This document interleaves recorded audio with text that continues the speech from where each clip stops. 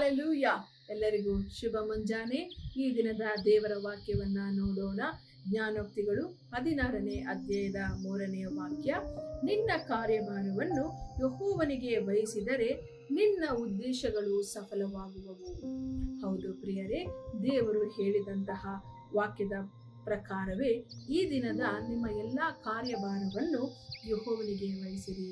ದೇವರಿಗೆ ವಹಿಸಿಕೊಡುವಾಗ ನಿಮ್ಮ ಎಲ್ಲಾ ಉದ್ದೇಶಗಳು ಸಫಲವಾಗುತ್ತದೆ.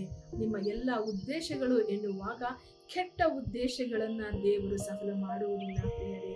ಆದರೆ ಒಳ್ಳೆಯ ಉದ್ದೇಶಗಳು, ನೀವು ಒಳ್ಳೆಯ ಉದ್ದೇಶವನ್ನ ಇಟ್ಟುಕೊಂಡವರಾಗಿ ಆ ಒಂದು ಕಾರ್ಯವನ್ನ ನೀವು ದೇವರ ಹಸ್ತಕ್ಕೆ ಒಪ್ಪಿಸಿಕೊಡುವಾಗ ಆ ಒಳ್ಳೆಯ ಉದ್ದೇಶಗಳಲ್ಲಿ ನೀವು ಸಫಲತೆಯನ್ನ ಕಾಣುವಂತವರಾಗಿರ್ತೀರಿ. ಆದುದರಿಂದ ನಿಮ್ಮ ಒಳ್ಳೆಯ ಉದ್ದೇಶಗಳಿಂದ ಪ್ರಾರಂಭ ಮಾಡಿದಂತಹ ನಿಮ್ಮ ಎಲ್ಲಾ ಕಾರ್ಯಗಳ ಭಾರವನ್ನ ನೀವು ಆತನಿಗೆ ವಹಿಸಿಕೊಡ್ರಿ. ನೀವು ಸಫಲತೆಯನ್ನ ಕಾಣುವಂತವರಾಗಿರ್ತೀರಿ. ಪ್ರಾರ್ಥನೆ ಮಾಡೋಣ.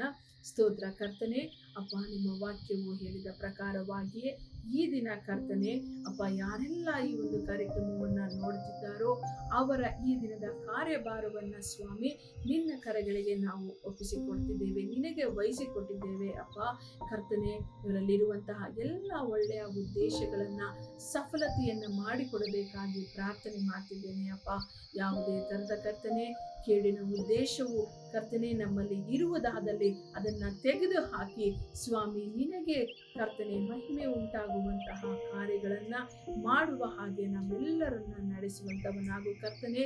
ನಿನ್ನ ಕರಗಳಲ್ಲಿ ನಮ್ಮೆಲ್ಲರ ಒಳ್ಳೆಯ ಉದ್ದೇಶಗಳನ್ನ ಒಪ್ಪಿಸಿಕೊಡುವಾಗ ಅದಕ್ಕೆ ಸಫಲತೆಯನ್ನ ನಿನ್ನಿಂದನೇ ಕರ್ತನೆ ನಾವೆಲ್ಲರೂ ಕಾಣುವ ಹಾಗೆ ಎಲ್ಲರನ್ನ ಆಶೀರ್ವದಿಸಬೇಕಾಗಿ ಯೇಸು ಕ್ರಿಸ್ತನ ನಾಮದಲ್ಲಿ ಪ್ರಾರ್ಥಿಸಿ ಬೇಡಿ ಹೊಂದಿದ್ದೇನೆ ಕರ್ತನೆ, ಆಮೆನ್.